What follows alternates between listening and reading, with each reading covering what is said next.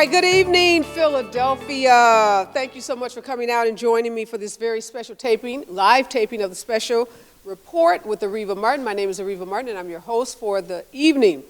I am so delighted to be in Philadelphia. This is the 6th stop for me on a 7-state Battleground State Tour that I started in Phoenix, Arizona, Tempe, Arizona, about 10 days ago. I then went to Las Vegas, Nevada. I then went to Milwaukee, Wisconsin, Detroit, Michigan, Atlanta, Georgia, and now Philadelphia, Pennsylvania. And I am just so delighted to be here. I leave here tomorrow, headed to Charlotte, North Carolina. And the reason for this tour is the importance of this election. We are, as you all know, in the midst of the next 7-8 days going to vote. Many of you have already voted, but for some people, they will be going to the polls on November 5th, 7 to 8 days from now, and voting in one of the most consequential elections of our lifetime.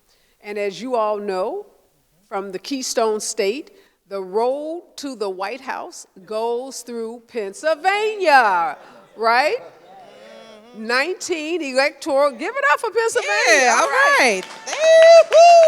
Yes, 19 electoral college votes. There are 7 important battleground states, but dare I say, none as important as the state of Pennsylvania. That's why tonight, former President Barack Obama, John Legend, Bruce Springsteen are over at the arena at Temple University. That's why yesterday, Vice President Kamala Harris, Mark Ruffalo, Don Cheadle, Robert De Niro, Leonardo DiCaprio, you name it, you guys have gotten a whole lot of love and a whole lot of attention over the last couple of days. Are y'all feeling the love? I know it's the city of brotherly love and sisterly love, Okay. but are you feeling all of this national love? Yes, yes, yes. Okay, well, I'm just happy that y'all decided to join us when y'all could have been over with the president and John Legend and Bruce Springsteen. But what we're doing is equally important. So not only are the national surrogates coming out in all the battleground states, initiatives like this one are also taking place all over the battleground states. These kinds of initiatives where people like myself are going into battleground states and having really important conversations in group settings like this where people can be heard, where they can be seen, where they can be acknowledged, so that we can activate the vote of each and every one of our friends, our relatives, our neighbors, because we know that our vote is our voice and our voice is our power. Now, I have to tell you, I'm dressed like this because I've been out in these Philadelphia streets all day.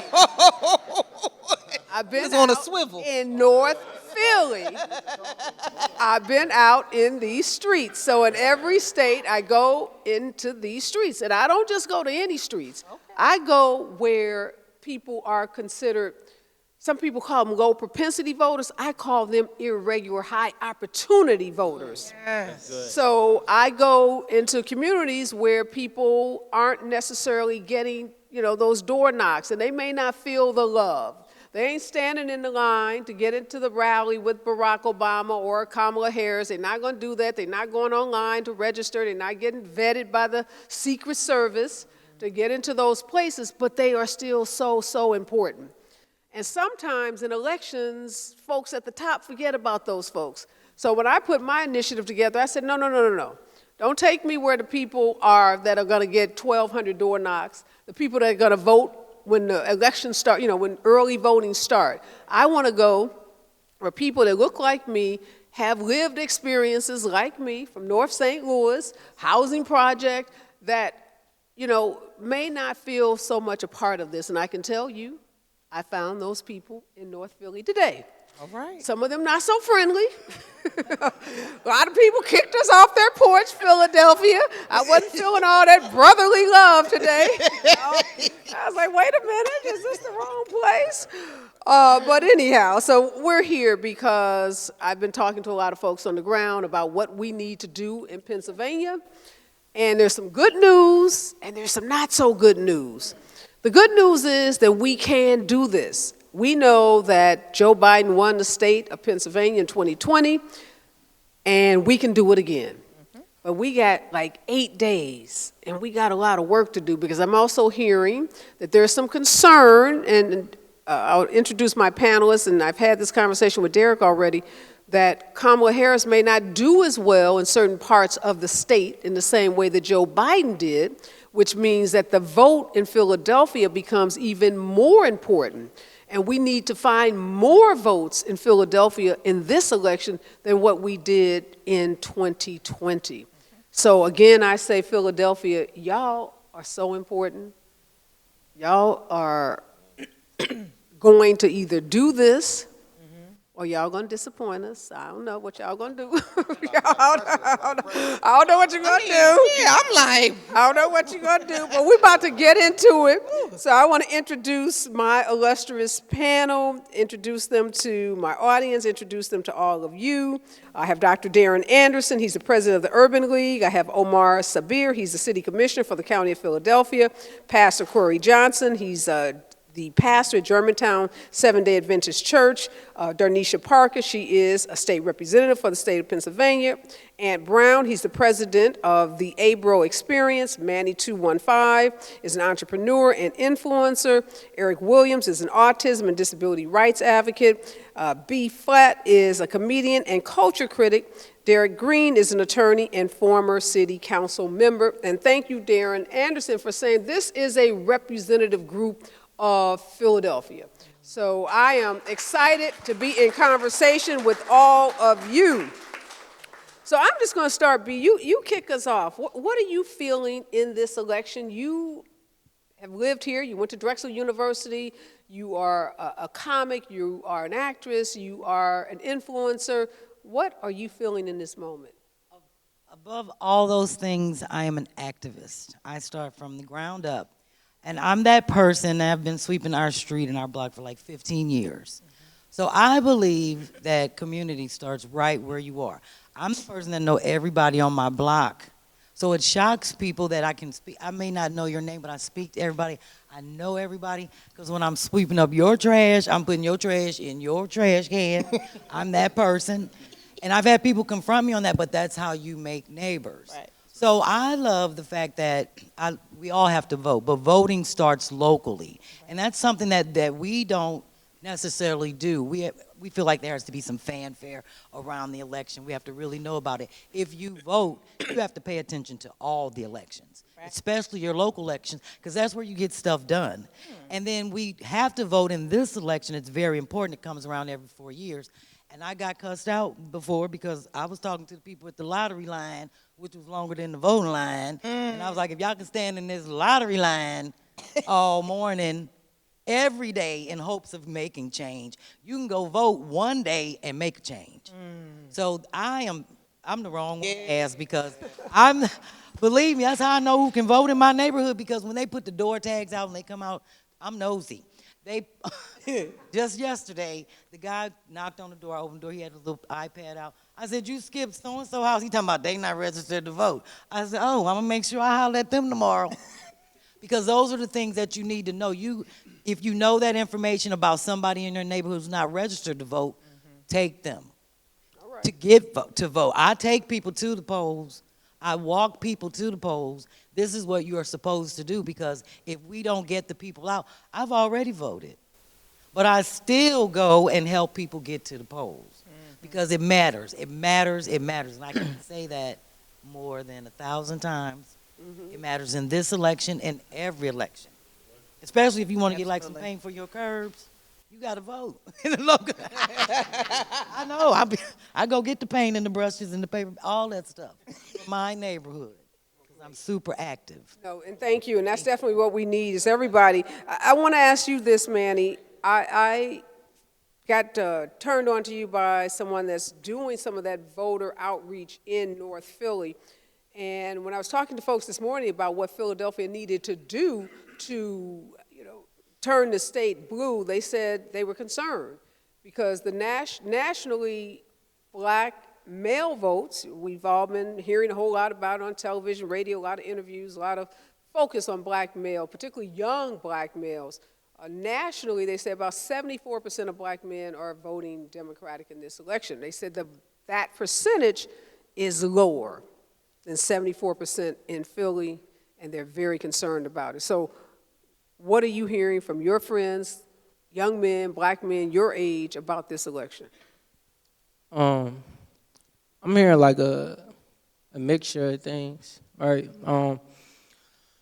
I just was on like another show, and just coincidentally, right before I got on the panel, I looked on Instagram, and somebody just put on a story like, who y'all voting for, Kamala, Trump, or I think it was like neither, or I'm not voting, right?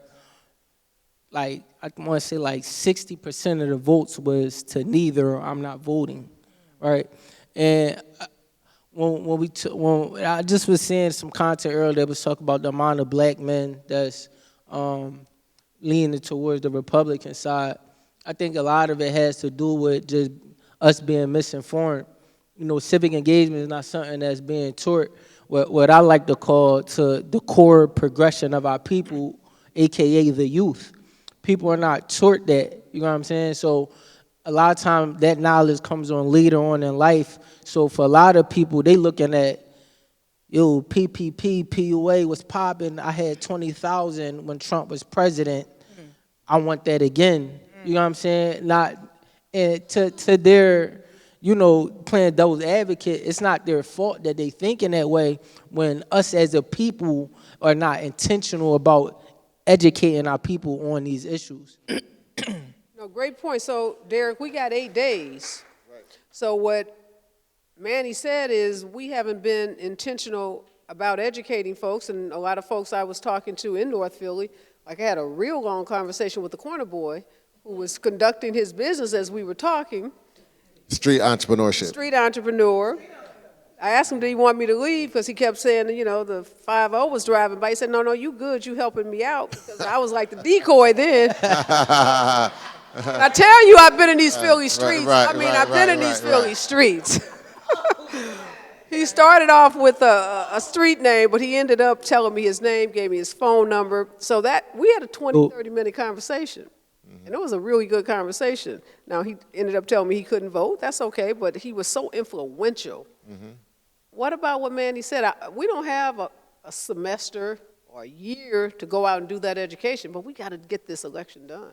I agree, and I agree with what Manny's saying. A lot of that fault actually is on the shoulders of men like my age who have not been engaging. And I appreciate you actually being in the streets, because I think too often more seasoned adults are afraid to have those real conversations and even have those conversations with their family members. So what we can do right now is have us and our own families reaching out to not just our sons and daughters, but our cousins, nephews, to ask them, are they voting, and this is why it's important. That's something you can do right now, because I think people get intimidated on what can I do. It's a big campaign. I'm just one person. But what you can do is reach out to your immediate family members and that next level of family members to let them know why voting is important. And that type of ripple effect can have a real impact on an election. So just pass the mic and we just let everybody jump in and tell us what they think we can be doing collectively in these 8 days. No. I mean, you just got to ask people. I mean, as simple as it sounds, that's the number one reason why somebody's going to vote. You have to ask them. Okay, you got to look at the campaign messages. Are they saying, black men, we need you? We have something for you? Answer that question. Because typically, when you do a regular call and response, you say, hey, I need you. People are typically going to do it.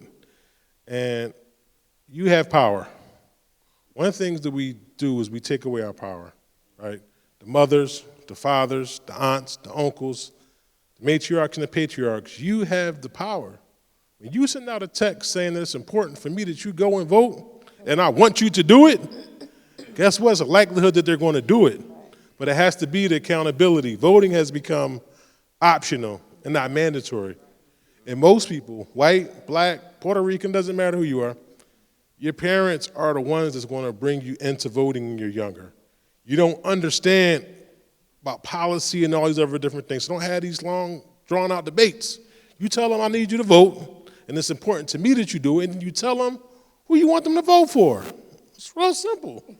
But it has to be the level of accountability, right? It Has to be accountability, right? Everybody has at least 500 to 1,500 contacts in their phone.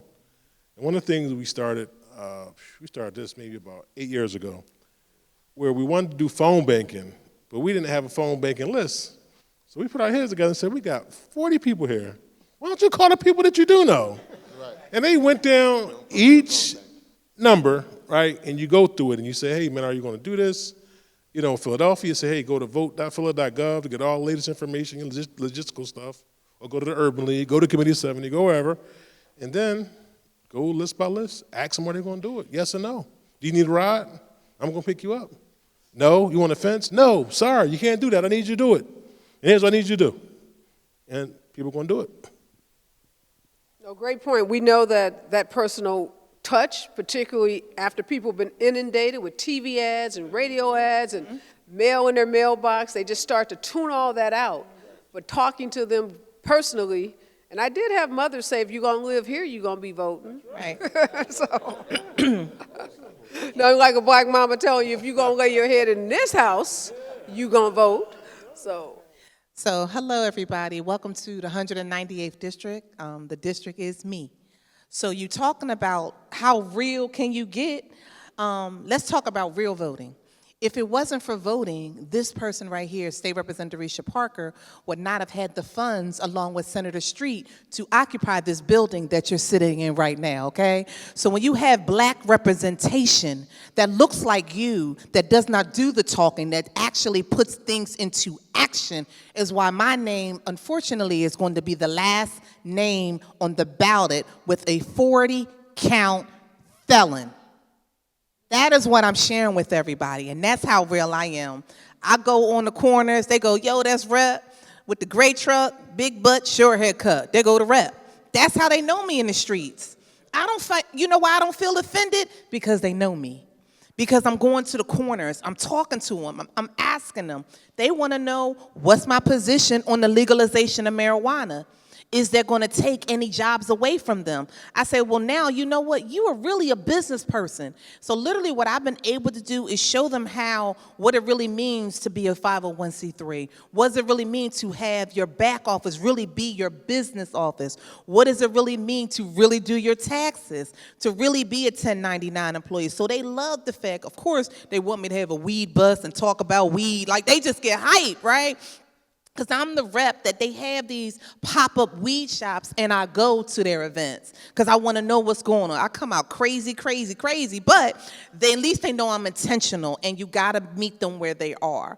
So if they ask you a hard question, I give them the real answer. So the misconception that individuals think that civics is not being taught in school, I have a meeting with our executive director of the education committee. Nah, civics is being taught. Unfortunately, we don't have enough teachers to teach the civics that we're talking about. We're talking about financial literacy. We're talking about phonics. All of those things are currently in the curriculum for our Commonwealth of Pennsylvania, but that is what they want you to think. It's not being taught. No, it's education that exists, but they want to keep us dumb.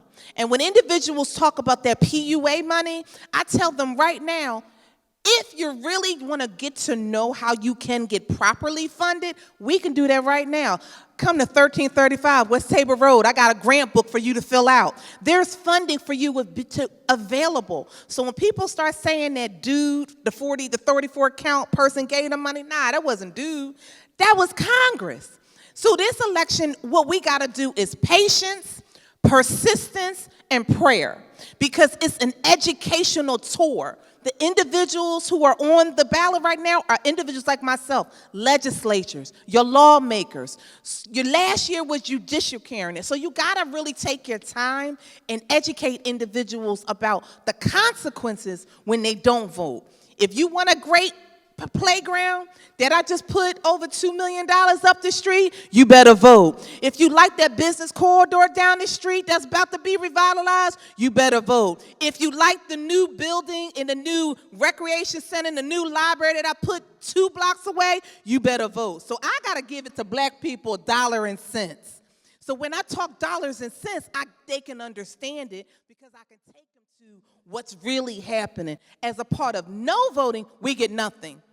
We get nothing. And why I get passionate is because we are in a one-seat majority in our state house. So when people in Philadelphia say that they don't vote, don't come to my damn office on November 7th asking some funding because you did not vote. And we got a voter file that can show you when's the last time you voted. So I'm telling everybody, we need this brother right here in high numbers to get 70%.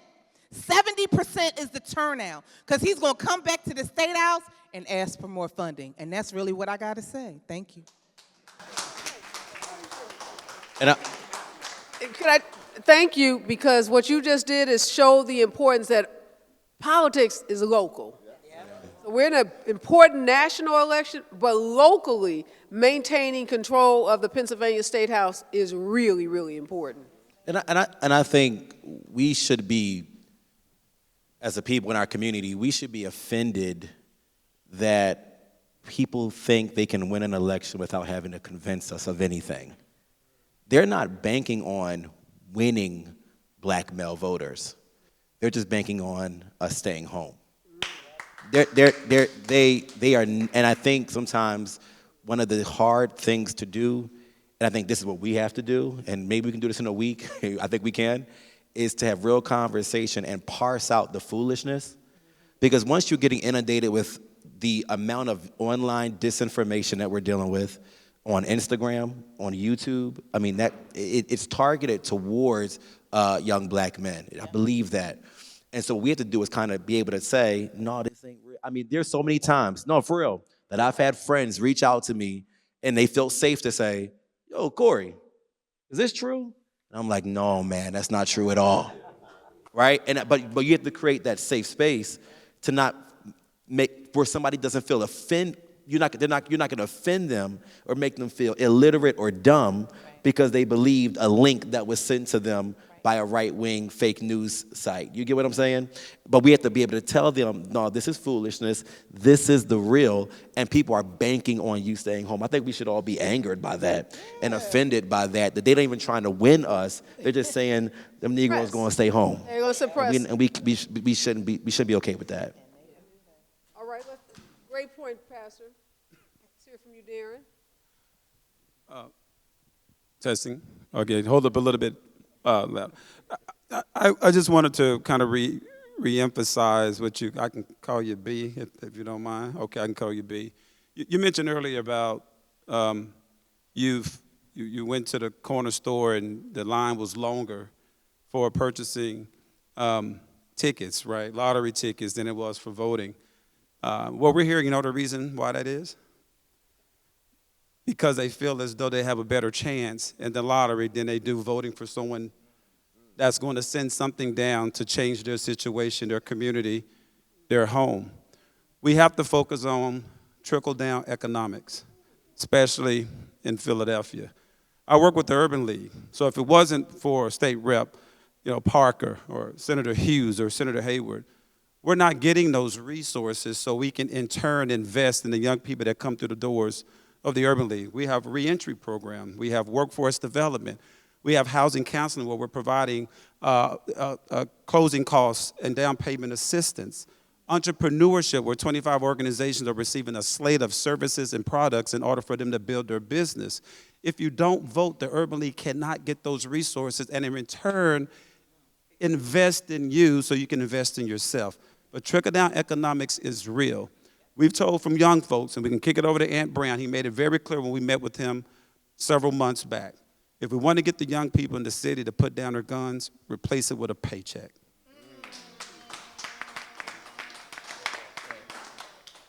So Eric Williams here. So one of my concerns is getting those with autism and unique abilities out to the polls.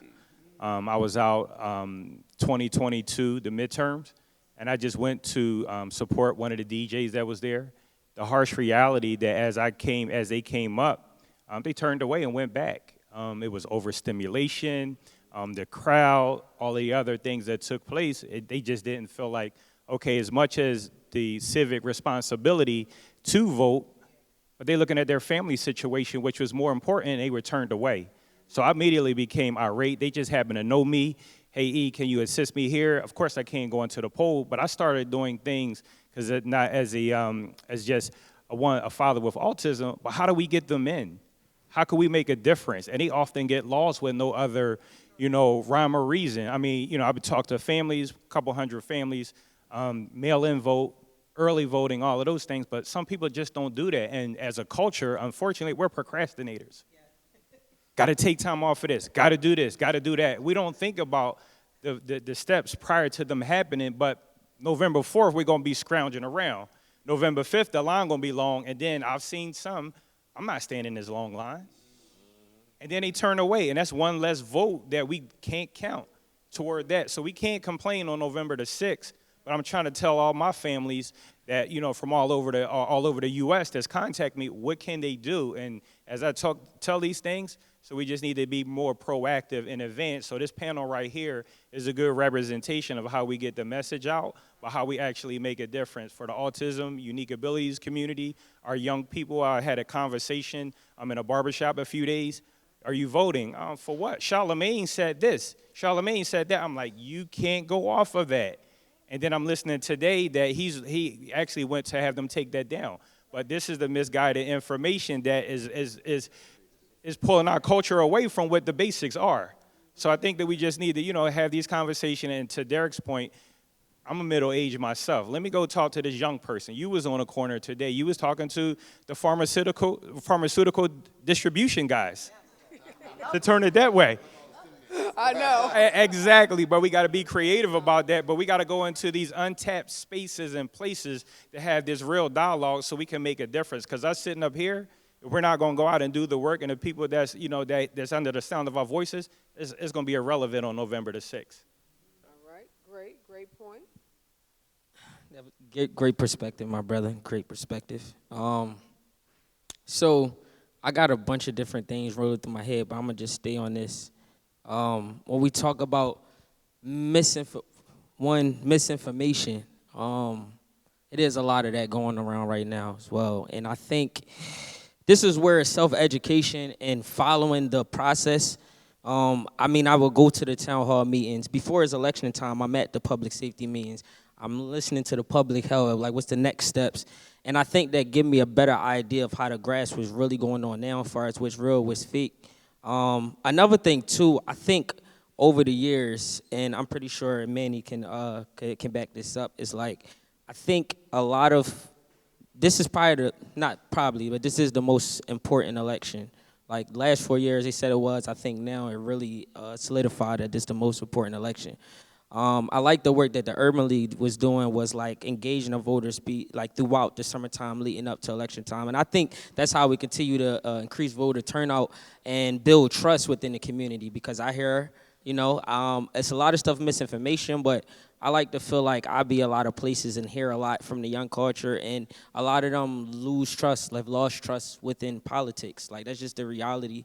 I want to be unapologetic about it. And I think it's because a lot of times, and I'm probably singing the same song, it's like, all right, if you vote, then you get changed. But in reality, it's like vote and strategize. Like, it's like strategize with your vote. From what I see, that's how we get changed. What you said, like, you don't just vote and then a rec center come, vote legislation, a little lobbying, a little listening to the community, what they want, et cetera. I think if that become more training on a civic a youth civic engagement level, if that's more so trained and taught, I think it will develop the next generations to really be involved and trust the election process. Because I hear a lot of people just like, okay, after we vote, we're not gonna hear nothing from these people. Or when somebody say, such and such wanted you on a platform, or what was such and such during this time? And then, I always got a rebuttal like, all right, this is the game. And, at the end of the day, we got to be able to work together to get what we need in our community. Like, we got to see who has the best interest for us. And I think as we continue to work together, and that's why this diverse panel is so important, people with different backgrounds, different professions and stuff like that. Like, we might have a better connection on the culture or the young influencers, but I don't know nothing about no law like that. I can't go argue in no courtroom. I don't know about legislation. You feel me? So, and I'm okay with that. And I think when more of us step up and understand where our strengths are, and we figure out this ecosystem, we'll start seeing better results in elections. But not just the better result in elections, we'll see more in our community. Like I'm really big on like sustainability, not really just one-offs. So that's really what I'm working on a lot in Southwest, like being very, very intentional with partnerships and everything, and trying to bring things that's sustainable. I think when we get back into that, we're not back, we are already doing the work, getting the younger generation more involved in the process. I think we'll see better turnout, because if a person like, and I'm not even trying, but if a person like Manny get hired, we see a big different demographic that turns out and vote. But how do we make young people feel involved and feel important, a part of these processes as well? So when he was talking, right, I know everybody talk about the power of social media, right? There was a bad sister with some silver hat, cowboy boots, right? Her name is Beyonce, right? So a year and a half before Beyonce's concert, everybody knew Beyonce's concert date. They knew the outfit they was wearing. They had the money. Everybody knew all about that, right? Everybody, right? Everybody could tell me about Beyonce. They could tell me about every song Beyonce sings. They could tell me if it's on Spotify, everything, right? An election is every 6 months. Every 6 months. So when people say we did not advertise it, yes, we do. Did they say that they didn't know about it? Yes, we did. But the fact that we feel that that's not important to you, then you're going to say that what we're not doing. But what we're telling you every 6 months, Commissioner Sabir has a phrase that I use. You could do it in your pajamas. You don't even got to take a shower, brush your teeth, get the sleep out of your eyes, right? And that is the first thing that my crazy colleagues has been trying to take away, because what we did in 2020 was take away the whole myth that mail-in voting did not matter. I am a standing product that it matters. Why? Because my name, in the beginning, people thought I lost, but 4 weeks later, wow, I'm your state rep. So I'm telling everybody, these are the myths and the tricks that they play with you when it comes to the power of voting. So that's why I'm stressing it, prove my colleagues wrong. Because in less than 3 months, I have to go back to Harrisburg to advocate for the dollars that everybody in this room, and this gentleman, and everybody here has asked for. And the first thing they're gonna look at is what was the voter turnout in the 198th district. They're gonna look at the wards, they're gonna look at the divisions, they're gonna look at where was it an increase and where was it a decrease. And we can show them, and he shows us where the disparities lie. The folks with the greater needs are the people who vote the less. So let me just pose this question. One of the things I saw on my North Philly trip today was a lot of hopelessness, a lot of despair, a lot of homes that were in great disrepair, a lot of poverty, a lot of behavioral health issues. The guy, the street pharmaceutical was selling pharmaceuticals to people who looked like, life had passed them by. So it's a hard sell to say to someone, vote, because I would imagine some of these people have voted. Well, hold on. Right, yeah. And it may not be logical, and it may not be the way a lot of people think about voting, but there are people who feel like if I vote, my personal situation, my personal life should be improved.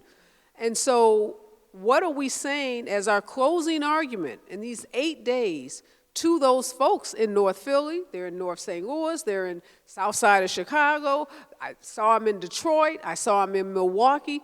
There are lots of people that look like us whose lives have not, in their opinion, not my opinion, in their opinion, have not been improved, even though they would say they have voted. So we'll start there, and we'll just work our way around again. This is the closing argument. We got to move those votes. We're not going to win this election just with the people in this room. We need some percentage of those voters to vote. And right now, what the polls are telling us is we're not connecting with them. So we got some time. We're not going to get worried or nervous about it, but we are going to try to work through some solutions so we can get to those folks. Go ahead, Manny. I want to address two groups, right? So when we talk about those who are not voting, feel like they vote don't matter, right? I would just kindly, and anybody can take this because I've done it myself and opened up some eyes. Ask them, like, well, what do you care about? Let's say they care about education. Then you explain to them, on the federal level, the president may approve, just sake of conversation, $1 billion for education for the country. That $1 billion then distributed amongst all 50 states. Then the governor of the state then takes that budget. Let's say Pennsylvania got $100 million, right? Then takes that budget and says, yo, this got to get dispersed between Philly, Pittsburgh, Erie, PA, Allegheny, Shippensburg, all of that, right? And then from there, the mayor of these cities then takes that budget and this is how it gets all the way down to you, right? Then explain to them and let them know that there's a separate election for all of them. This is why your vote matters. So this is how I approach people who feel like their vote don't matter. I explain it to as simple as plain as that, relating to their issues. By one, asking them what they care about. That's one. For two, I want to address the people that's in power, the importance of collaborating with young Gen Z professionals. For me, what I do by trade is I'm a strategic advisor, and I help companies in their engagement with Gen Z. Me, I'm 27 years old. Gen Z started in 1997. I just so happened to be born January 1997. So a lot of my, I grew up with the millennials, but I'm an influence to the Gen Z as well, right? But to your point, Ms. State Rep, Ms. Parker, about, yes, we know y'all do marketing. We know that y'all, when it's election time, y'all let people know, but it's not effective, right? Because we don't have Gen Z people in decision-making that can say, yo, stop passing out flyers, go to social media. Yo, don't post a flyer on social media because the algorithm is going to pick up that you're promoting something and they're going to shadow ban it. So you could be no gun zone and getting 1,000 likes every post, but if you post a flyer, it maybe get 100. You get what I'm saying? So having us in these positions of power and paying us, I'm big on that. Pay us, because I'm 27. I got a wife, a kid, and another kid on the way. I'm not doing nothing for free. You know what I'm saying? Like, economic inclusion, you know what I'm saying? So we gotta work more with we gotta understand the generational gap. Because even me being 27, right, I got a bunch of 19, 20-year-olds I keep around me. And I could tell you at 27, if I didn't have them around me, I'll be missed out on certain lingo on what's going on out there, John. And I'm only 7 years removed from their age. You get what I'm saying? So we got to understand that collaboration is currency. And for us to push this thing forward, the 50-year-olds got to work with the 40, 30, 20. And we got to understand that, we got to pass that torch. A lot of things that I see on the for-profit side through my strategic advisor and then on my nonprofit with the What I Wish I Knew Foundation is that there's a lot of people trying to hold on to a position of power. And I get it. I get it. We Jim Crow and all that was only about 60 years ago. I always say this, we never been in this position as black people in America with this much access to resources and powers at the scale that we got it due to the internet. You get what I'm saying? So I get a lot of people, we holding on to something that we never had, but we got to understand, let me just play the back of vase and use my resources, because a lot of times not about the message, it's about the messenger. Because I can say something, you can say something, but they're going to receive from me a little bit different. Because just off of how I look and what I'm going to say, how I'm going to articulate it. Well, y'all do have to stop calling us old heads and auntie. That part. Seasoned people. Yeah. I don't know, they be like, hey, old head. You broke that down so well. It's about, and I think this is where over the years, like some of y'all been watching me over the years, and I just maturing too, learning, and just starting from activist, community organizer, and I realized that sometimes is that missing link is just having, and it's the same because I get a lot of advice and stuff from the elders, from people in the city. Don't really gotta mention names, but that keeps me like, when I work with my young people, because anybody know, I keep majority of young people around me, so I'm hearing perspectives, seeing the way they think, what they like, what they watch, what's the next trend. But I would say having that connection between the older generation, the younger generation, I think is essential with moving. Today is about the election process, right, and how we stay and keep engaged after the 5th, because once the 5th is over, we still have to come back to the communities. Y'all still got to go to work, Hold on. legislation. I really, and everything you're saying is true, but I really want everyone to just respond to what is the closing argument for the person that is saying my vote doesn't matter, nothing changes, my life, look at it, is horrible. That's what the guy on the corner told me. He says, look, these people don't have jobs. I told him about Kamala Harris's her economic opportunity plan. That's 1 million loans to entrepreneurs, $20,000 forgivable loans as a part of her economic plan, targeted to young men or whatever age, men of color. He said, ma'am, look at these people. Do they look like they starting a business to you? I said, all right, good point. So speak to that person. He's like, they're not starting no business. They barely surviving. I would say not only is he one of the business owners, but and the thing about the trenches, there's always diamonds in the rough. You feel me? There's entrepreneurs all through the trenches. Rather you go in Kensington and you just see nothing but people who's probably like dealing with substance abuse. There's entrepreneurs somewhere. There's the next creative. And I would say that it's like the next entrepreneurs need to become the stakeholders of the community. And I would say to them, some problems is meant for us to just take on, not point the finger. Meaning like, I'm going to go get resources for my neighborhood. Like, I don't got a bunch of funding, but I know how to pull the people together to get some bills paid from the people on my block. So I'm saying, like, we have to, it's not for the majority. So, yeah, you're going to see poverty, but there's probably like a good 5 in that neighborhood that is on their way to college. That is, okay, you on to something. Oh, you is about to be an athlete. Okay, you really take business serious, right? And then there's somebody who is maybe that elected official, maybe work in government, maybe attorney. Pull that young person up, teach them the ins and outs about the business. Like you said, you're going to teach us how to do 501c3. So my closing argument would be to them is like, you got to be the change. Yeah, we see this, but like I said, voting is not just voting and that's it. It's voting with strategy. Me and my network understand this a lot now. We fully understand it because before we was on that side, vote for what? Like, okay, vote, then what? Okay, we voted, now what? But now we see how it moves. Right, we see over time.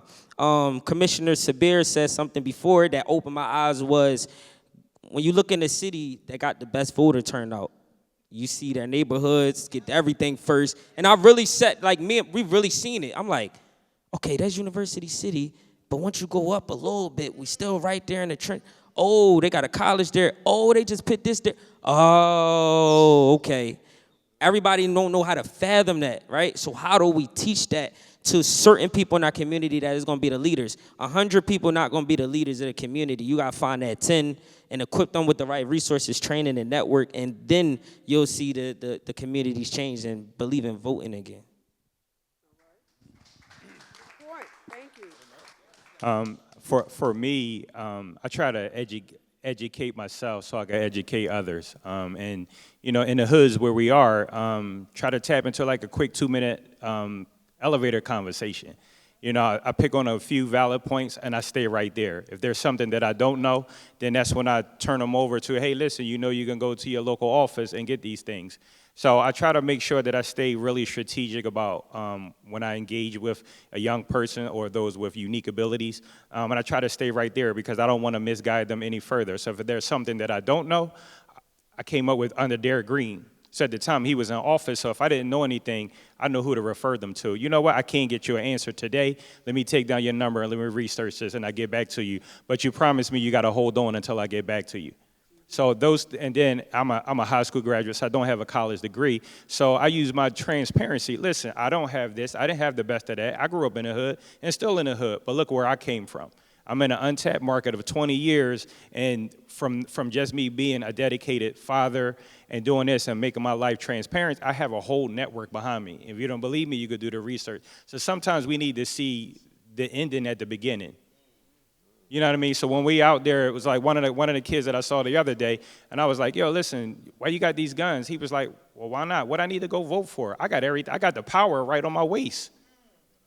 13 years old, and he felt so strong about that. Why should I go vote? I'm about to make my own decision on my own, but not even afraid to suffer the consequences. You know, we could choose a sin, but we can't choose a consequence. I was like, well, may happen tomorrow. I don't care about tomorrow. Like, it's just a harsh reality of where we are. But I try to educate myself just to give them some light. You don't believe me, just come to one of our programs. Even if you don't have unique abilities, you can start volunteering here. But of course, volunteering, why do this when I can make money right away? So. All right, great. Thank you for that, Mr. Darren. Give us your closing argument. So the closing argument, it depends on who's making that argument. There's a difference between having trust and then having credibility. At the Urban League, we want to become a multi-generational, relevant organization.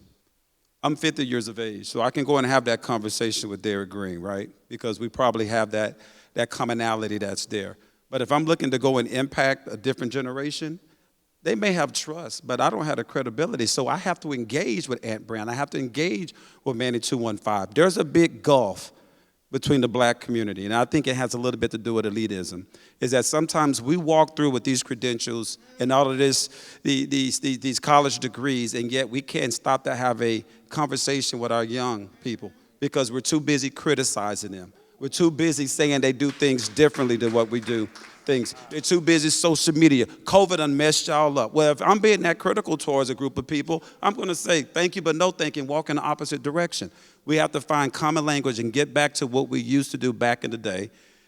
Let me ask you this, Darren, great point. Do you think the way that folks, national leaders like Barack Obama and others, the way they've been talking about black male voters, do you think that's too critical? Talking to you. Okay. Come on. I don't got no rap. I seen a specific video though. I do think it's very critical because again, just understanding where people's mindset is at, right? Us, we have a bit of education when it comes to PPP, PUA, and how Congress, that was really, you know what I'm saying? The common folk don't. They just know the president signed the bill and I got 20,000. We can't fault a person for that, right? And even like when we talk about a lot of the issues, you know, again, the jargon that's being used on our people that's on the fence or not voting, people is playing on their naiveness. You know what I'm saying? Don't think that the whole is Kamala Harris really black thing. Don't think that's just by happenstance. That's the play on the naiveness of people of like, oh, she not really here, so I'm not really. That's the play. You know what I'm saying? So it's not, I do think it's too critical because we're not meeting them where they at of understanding that these people just don't know. So instead of me criticizing you, let me give you a perspective for you to think about and then, you know, let you know what's best advice. You get what I'm saying? All right. Okay, did you see, I think former President Obama backed up after the first speech where he might have been, a lot of people may, and Corey, I'd love to get your intake on that, a little harsh. I think somebody probably tapped him on the shoulder and gave him your perspective, and I think the tone changed. Did you feel that, Corey? I did.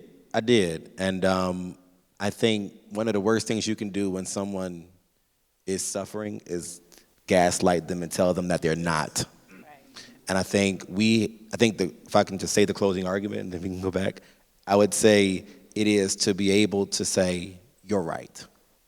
I hear you. I'm not going to gaslight you and tell you you're not in poverty. I hear you, and I understand your reality is real. We have not put forth a poverty agenda in generations. Middle class agenda is not a poverty agenda. We got to own that. So you say you're right. Your reality is real. However, in this election, you are not picking your advocate. You are picking your opponent. You are picking the person who you want to fight with. One person will not listen to you at all. The other person will at least get in the ring with you and engage you. We are not picking someone based on purity. We are not picking someone based on their ability to wave a magic wand and change our lives. We are picking the voice that we want to speak to. I think that's the closing argument. It's not about feelings. This ain't about emotions. It's about saying, if you're angry about the way you're living, pick the person who you want to yell at. That is so brilliant. So brilliant. And I think the party is getting that message of listening and acknowledging where people are rather than trying to tell them all the great things that have been done. There are a lot of great things that have been done. But if you're not a student that has student loan debt, the relieving of, $1 billion+ in student loan debt probably doesn't mean much to you. No, it does not. You don't go to a HBCU or Right. haven't gone or don't plan to go. Right. The money given to HBCUs probably don't mean a whole lot to you. Nah. And I think one thing you said was so key. We've not heard a lot about a poverty agenda. Right. There's a lot of focus on the middle class and what's going to happen to the middle class. But you're also right that there's one person in this race that will be willing to have a conversation about poverty Right. and to Yeah. move an agenda around poverty. And that's you keep talking, Manny, about the checks. And that's a hard one. Because that was strategic. It was. That was very, very strategic to hold up the checks. Until he to got get his the name on it. signature Until he on got it, his name. and He got to his name on it. Implant the message. So when I was in Milwaukee, when I left out of my event, there were $100 bills with Donald Trump's face on them, Yep. stuffed on all the cars, Right. to reinforce that message that if you vote for me, you're going to have money in your pocket. Right. And so that has been one of the hardest pieces of disinformation Right. to fight, Yeah. because the STEMI Right. and the rappers that have jumped on that, Right. and the way that that has spread like wildfire has been really hard. And you tell people, no, it wasn't him. He held the checks up. It was an act of Congress. If you want to thank anybody, thank Nancy Pelosi, the old white lady. I mean, if you want to thank somebody, Right. she's the one that gets the credit. But that's hard to fight.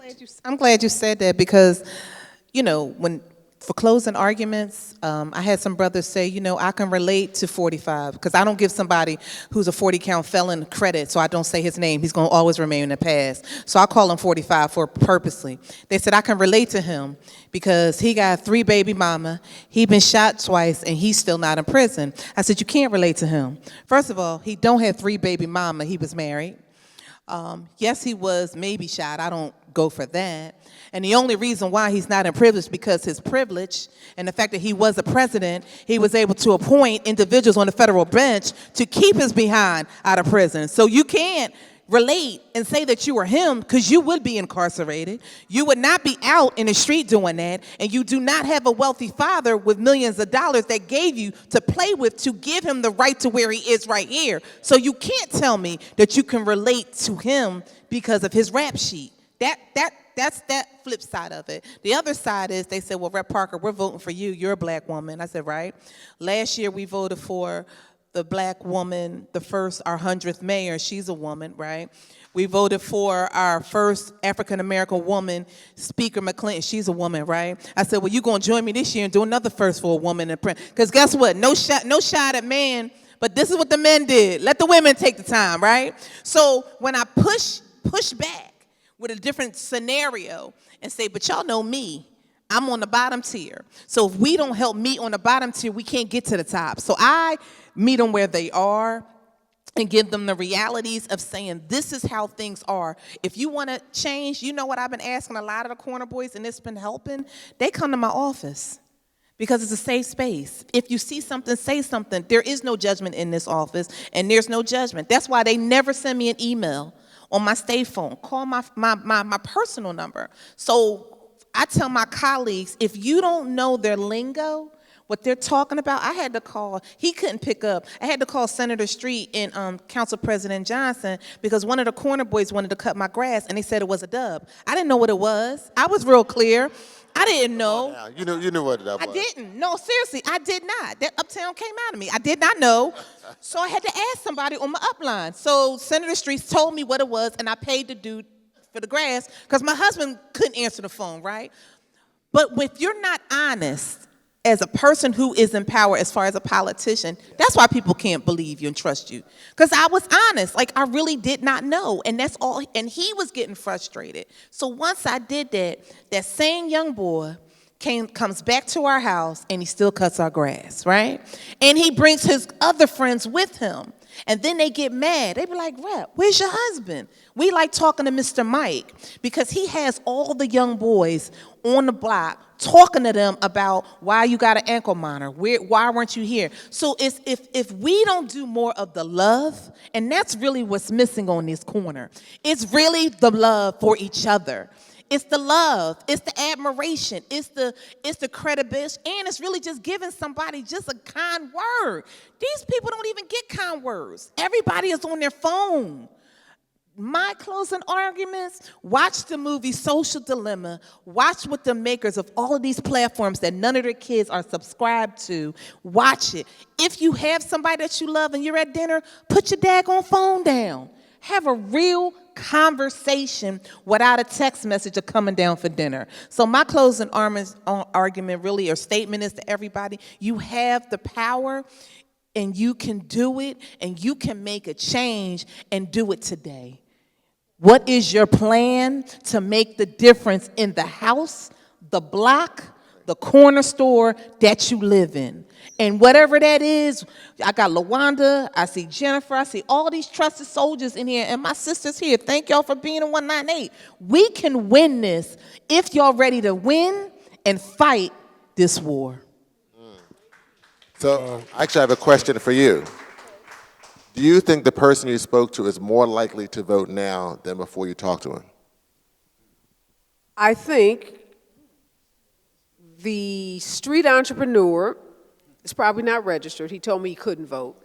But I do think he is going to be an influencer of the people on that corner. I had to do what the representative said. As I was running down the policy list and he was fighting me, told me he liked Trump because of his tax breaks. Now, the chances of him having filed his taxes are probably pretty low, right? And the tax break that Trump has given to the top 1% of this country are not trickling down probably to that corner in North Philly. Okay, but that wasn't important. So I had to use some psychology on him. I said, I can tell you're the smartest person on this corner. I said, you're the most influential. And you're a business person. I own some businesses. So you and I, we like that. We can talk to each other because you're a business owner, I'm a business owner. And I started just stroking that ego, saying, I can tell everybody comes to you, right, for information. I was like, I could just see everybody around here like just, I said, you're the man around here. Oh, and he was puffing up. He was getting, and Matthew was there. He was like, oh, yeah, yeah. That's when he told me his real name. He told me his phone number. He told me to call him. I told him about a job because I was walking with a pack that has some paid street walkers, canvassers. I said, look, some of these guys, they want to make some money. I said, I can hook y'all up with a job, $28 an hour. So I said, we can get you over to this office and they can start walking these streets and making $28 an hour. You're not cool now. Well, and the reason I asked that question, because I think you hear a common theme by everyone on this panel, is listening. Not coming in prejudging, but listening. And I'm saying this as a recovering elected official because some of us elected officials don't listen. But I think that is the solution, listening. And I love how you broke down how you see what's in our community, and you see what's in Chestnut Hill, and you see what's outside in Lower Marion, because those people voted. And so the politicians are going to give them the support because that's where the votes are. So it's breaking down, but you first got to listen. And I think too often we don't listen and listen to where people are having their pain And after you really spend some time in listening, then you can do what you did, or what you've done, and break it down, why it's important to vote. And then I'll start to change the mindset.